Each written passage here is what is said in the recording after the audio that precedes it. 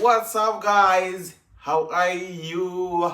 I'm back again with my wife, my beautiful eyes, Kiki Wakuku. What's up, guys? How are you? Muru's gonna say kwese komuri wherever you are watching from. It's us again. We are coming to you to encourage you guys to do something amazing for your parents this winter, because we are in winter, you understand. And chinopinda muna nyama vuvu munenge muchivhuvhuta mhepo. Iyo mhepo inoita zvakare kuti mhepo inge ichitora magetsi padzimba dzavanhu. Muchisara musina magetsi, munoziva magetsi ari kunetsa mazuva ano. So tauya neRoy-ino solar company, iyo inopedza masports, inokuisirai masola enyu padenga, muchadenga medzimba dzenyu.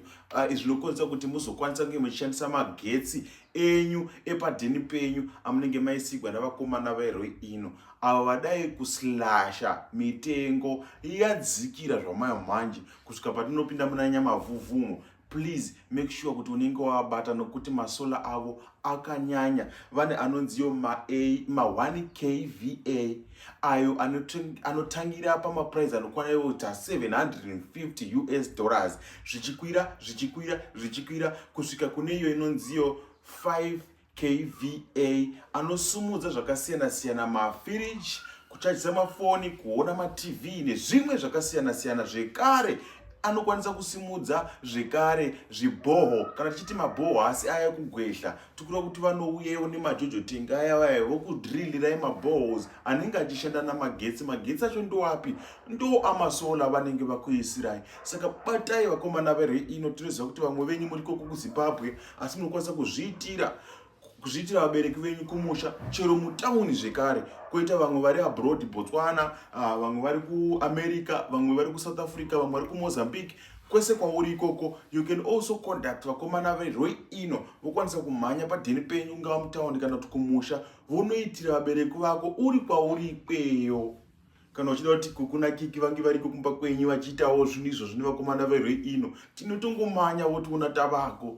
Saka Roy-ino haisarudzi kuti munzvimbo ipi, as long muri muZimbabwe vanosvika ikweyo. Batai veRoy-ino panhamba dzamuri kuona pascreen apa, movataurira kuti tatumwa kuna Kiki, makanzi imemi kuna Kiki, endai kuHarare. Masvika kuHarare ikoko moudza vakomana veRoy-ino kuti isusu tatouya tauti mutisire masola muzuva ranhasi. Musaende nemari yebhazi yekudzokera kumba, nokuti muchadzokera muri mumamota avo, makombi avo nezvimwe zvakasiyana-siyana zvavachakutorai kuenda nemi kudzimba dzenyu back kuti vanoisa masola iwayo. Handina kuti kana uchibva kuChiredzi uende kuHarare, aiwa vanaro branch kuChiredzi ikweyo, unokwanisa kutongoenda mubranch ravo riri kuChiredzi. Ndati kana uri kuMandarweni ririko zvekare branch ikweyo. Kana uchibva unobva mudzimai wangu uyu ane chimupata chake chakanaka chinodiwa neni, iko kunova kupiko, taura kwaunobva muda wangu kuHurungwe, ndokwavanenge vari zvekare, vane rimwe branch zvekare ikoko. Saka batai vakomana veRoy-ino, muvabvunza nzvimbo, muvaudza nzvimbo yamuri, muvabvunza kuti hamuna here branch riri kuno kudhuze nesu, vokuudza kuti ririko kana kuti hakuna. Kana kusina, mokwanisa kungomhanya paHarare, kana kuvafonera mokwanisa kutouya padheni penyu votokuisirai masini. Kana muine mibvunzo yakasiyana-siyana, nyorai mucomment section kana kuenda kupeji ravo ratatega apo, mokwanisa kunovabvunza ikweyo, vanokupindirai mibvunzo yese yamungade kuziva. Thank you.